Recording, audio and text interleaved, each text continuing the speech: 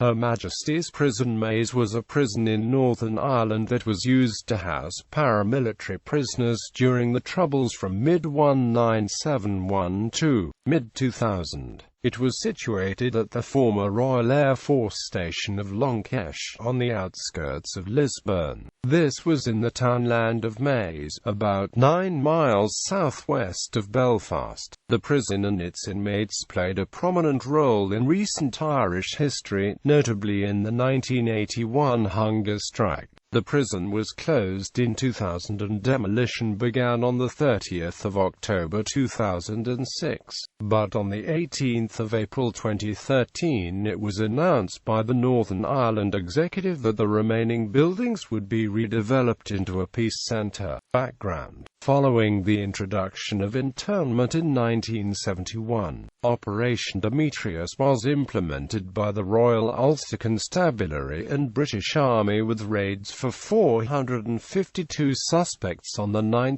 August 1971.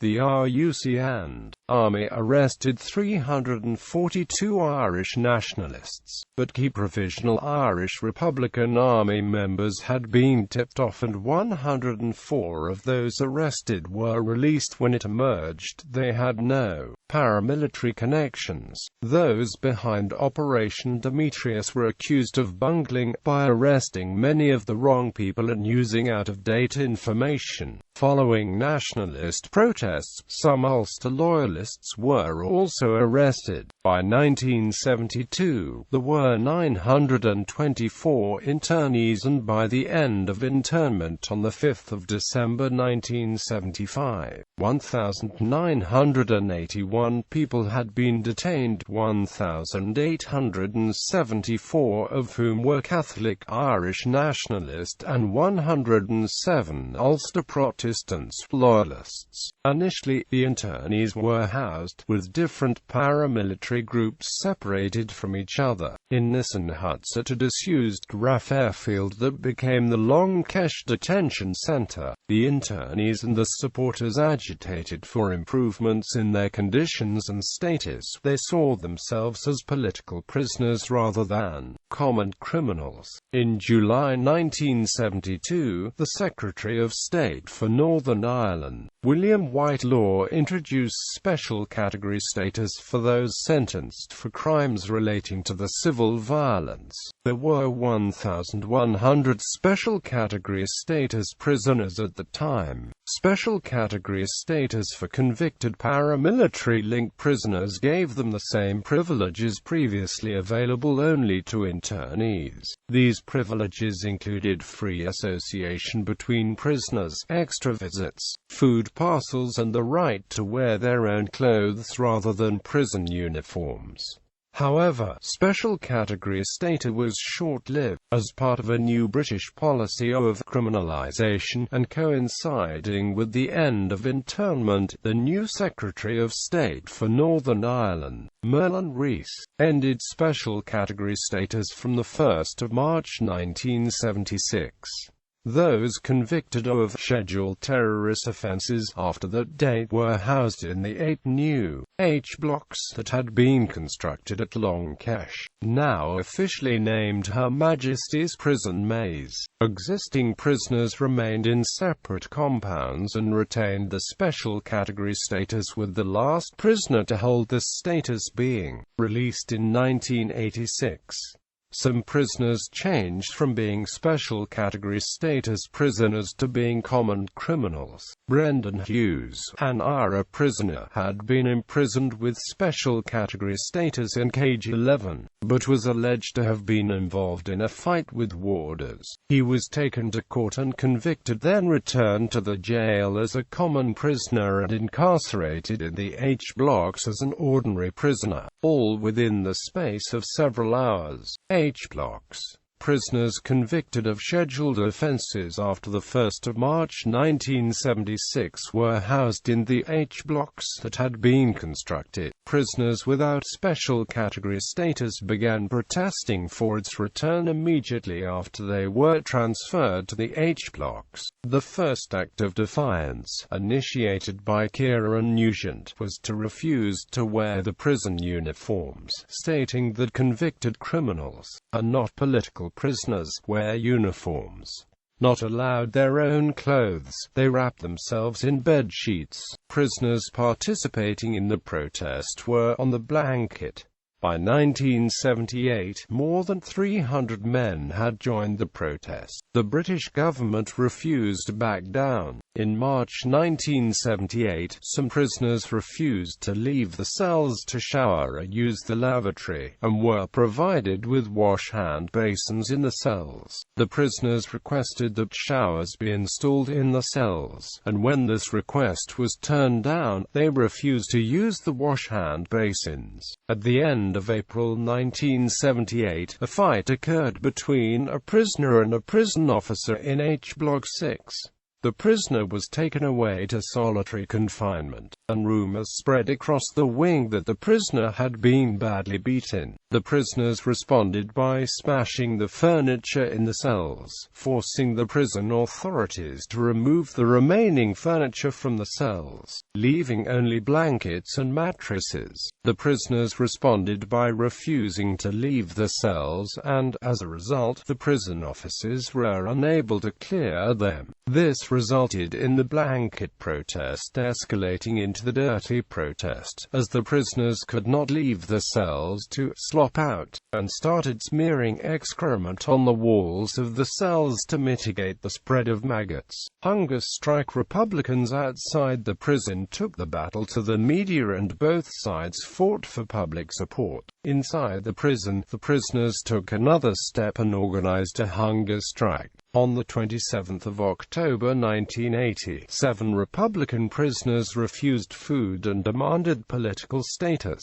The Conservative government led by Margaret Thatcher did not initially give in. In December, the prisoners called off the hunger strike when the government appeared to concede to the demands. However, the government immediately reverted to the previous stance, in the belief that the prisoners would not start another strike. Bobby Sands, the leader of the Provisional IRA prisoners, began a second action on the 1st of March 1981. Outside the prison, in a major publicity coup, Sands was nominated for Parliament and won the Fermanagh and South Tyrone by-election, but the British government still resisted, and on the 5th of May, after 66 days on hunger strike, Sands died. More than 100,000 people attended Sands' funeral in Belfast. Another 9 hunger strikers died by the end of August before the hunger strike was called off in October. Breakouts and attempted breakouts. On the 25th of September 1983, the May saw the largest breakout of prisoners from a British prison. 38 prisoners hijacked a prison meals lorry and smashed the way out. During the breakout, 4 prison officers were stabbed, including one, James Ferris, who died of a heart attack as a result. Another officer was shot in the head by Jerry Kelly, and several other officers were injured by the escapees. 19 of the prisoners were soon recaptured, but the other 19 escaped. In March 1997, an IRA escape attempt was foiled when a 40-foot underground tunnel was found. The tunnel led from H Block 7 and was 80 feet short of the perimeter wall. In December 1997, IRA prisoner Liam Averill escaped dressed as a woman during a Christmas party for prisoners' children. Averill, who was jailed for life after committing 2 murders, was not recaptured, and was instead given amnesty in early 2001 when he was one of a number of Republican escapees to present themselves to the authorities in a 2-week period. organisation. During the 1980s, the British government slowly introduced changes, granting what some would see as political status in all but name. Republican and Loyalist prisoners were housed according to group. They organised themselves along military lines and exercised wide control over the respective H blocks. The Loyalist volunteer force leader Billy Wright was shot dead in December 1997 by two Irish National Liberation Army prisoners. Peace process. The prisoners also played a significant role in the Northern Ireland peace process. On the 9th of January 1998, the British Secretary of State for Northern Ireland, Mo Mowlam, paid a surprise visit to the prison to talk to members of the Ulster Defence Association, including GiollaUidir, Sam Scully, McCrory and Michael Stone. They had voted for the political representatives to pull out of talks. Shortly after Mowlam's visit, they changed their minds, allowing the representatives to continue talks that would lead to the Good Friday Agreement of 10 April 1998. Afterwards, the prison was emptied of its paramilitary prisoners as the groups they represented agreed to the ceasefire. In the 2 years following the agreement, 428 prisoners were released. On the 29th of September 2000, the remaining 4 prisoners at the Maze were transferred to other prisons in Northern Ireland and the Maze prison was closed. Future, a monitoring group was set up on the 14th of January 2003 to debate the future of the 360-acre site. With close motorway and rail links, there were many proposals, including a museum, a multi-purpose sports stadium and an office, hotel and leisure village. In January 2006, the government unveiled a master plan for the site incorporating many of these proposals, including a 45,000-seat national multi-sport stadium for football, rugby and Gaelic games. The government's infrastructure organisation, the Strategic Investment Board, was tasked with taking forward the proposed stadium idea and appointed one of its senior advisors, Tony Whitehead, to manage the project. The capacity of the proposed stadium was later adjusted to first 35,000 and then 38,000, and the organising bodies of all three sports, Irish FA, Ulster Rugby and Ulster GAA, agreed in principle to support the integrated scheme. In October 2006, demolition work started in preparation for construction on the site. In January 2009, plans to build the new £300 million multi-purpose stadium on the site of the Maze were cancelled, with politicians saying that plans to start the construction of the stadium would not be reconsidered until at least 2012. Discussion is still ongoing as to the listed status of sections of the old prison. The hospital and part of the H blocks are currently listed buildings,